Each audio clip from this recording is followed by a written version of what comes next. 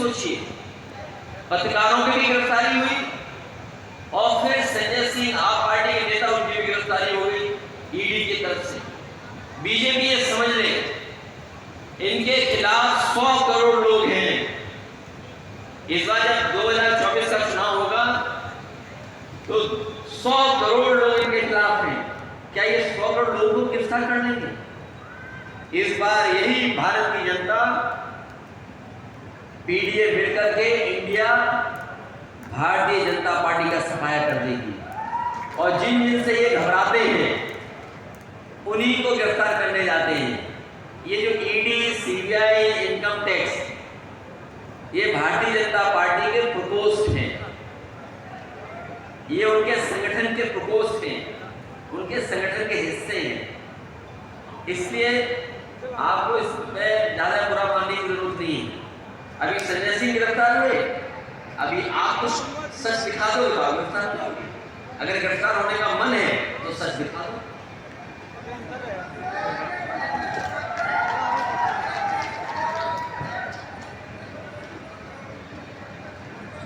देखिए ये सरकार न्याय नहीं दे सकती और जब सत्ता में बैठे लोगों की नियत ये हो कि न्याय मिलना हो, जो घटनाक्रम हुआ है, जो अलग अलग जगह से जानकारी हुई या मुझे कार्यकर्ता नेताओं से जानकारी हुई या जो अलग अलग यूट्यूबर्स या सोशल मीडिया में जो बात दिखी है या आई है, इसीलिए मैंने कहा कि जो जीरो टॉलरेंस की बात कर रहे हैं उन्हें उन तमाम अधिकारियों के खिलाफ कार्रवाई करनी चाहिए जिनकी वजह से ऐसी घटना घटी है।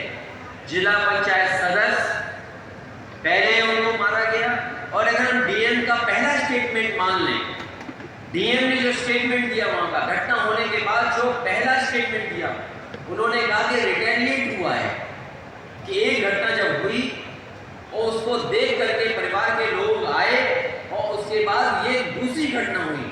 अगर इस घटना के लिए कोई जिम्मेदार है, 6 लोगों की जान जाने के लिए कोई जिम्मेदार है तो वो सरकार है और वहां के अधिकारी हैं। सरकार अधिकारियों के खिलाफ नहीं कार्रवाई कर रही है। भारतीय जनता पार्टी उस घटना से लाभ उठाना चाहती है। हम तो कहेंगे इस समाजवादी पार्टी का डेलीगेशन जाएगा और दोनों परिवारों से मिलकर के जो सच है वो आपके सामने रखा जाएगा।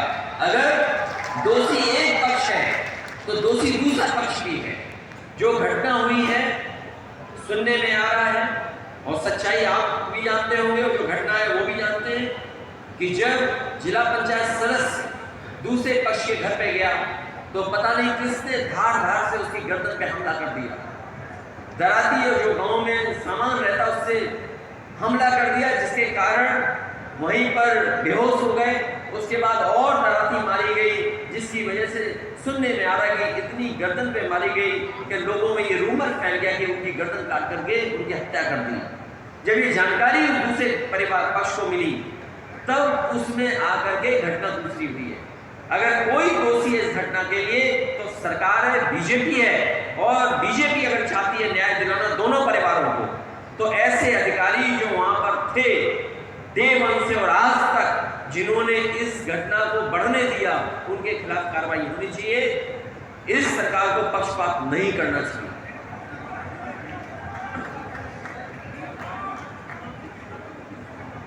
किसको? कौन?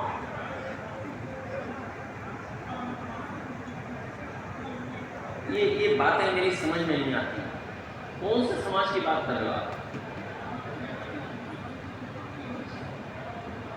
देखिए, आप हमारे वही पेट्रोल के दाम वापस कर दो जो 2014 में थे।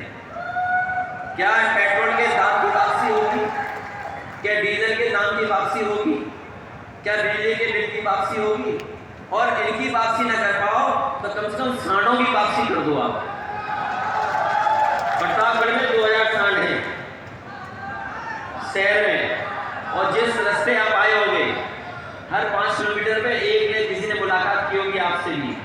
और उत्तर प्रदेश ऐसा प्रदेश बन गया है जिसमें हर दिन किसी न किसी की जान जा रही है, जानवरों के एक्सीडेंट से या सांड खेत से उठाकर गरीब को फेंक दे रहा है। इसलिए अगर वापसी करनी है तो हम तो मुख्यमंत्री से कहेंगे कि ये सांड प्रमाण वापस ले जाओ आप।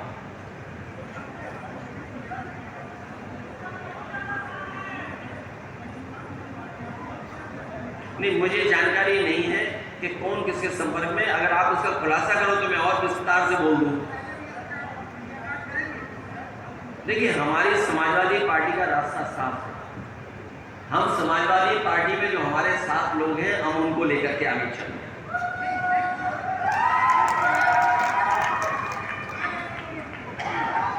अगर तुम्हें पता हो तो तुम बता दो।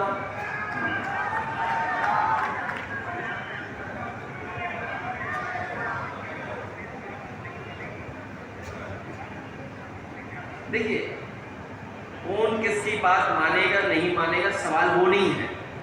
समाजवादी पार्टी और इंडिया गठबंधन भारतीय जनता पार्टी को हराने का काम करेंगे। और अगर भारतीय जनता पार्टी ये तैयारी कर रही है कि 80 के 80 जीतेंगे, तो समाजवादी पार्टी, पीडीए, इंडिया गठबंधन भी तैयारी कर रहा है कि 80 के 80 भारतीय जनता पार्टी को सीटें हराई जाएंगी। ये आपको याद होगा, विधानसभा में हमारे मुख्यमंत्री की साइंस, हमारे मुख्यमंत्री का गणित, हमारे मुख्यमंत्री जी की जानकारी 46 में 56, 46 में 56, और अब तो जाति जनगणना की बात आ गई है। देखिए, जो जाति गणना से परिवर्तन होने वाला है, इसका सबने स्वागत किया। और मुझे खुशी है इस बात की कि बहुत सारे दल जो कभी कास्ट सेंसस या आरक्षण के खिलाफ थे, वो भी उसके पक्ष में बोल रहे हैं। और अब तो बीजेपी को गरीब याद आने लगे। सोचो, वो बीजेपी जिसने नौकरी नहीं दी, रोजगार नहीं दिया, महंगाई बढ़ा दी, वो गरीबों को याद कर रही है।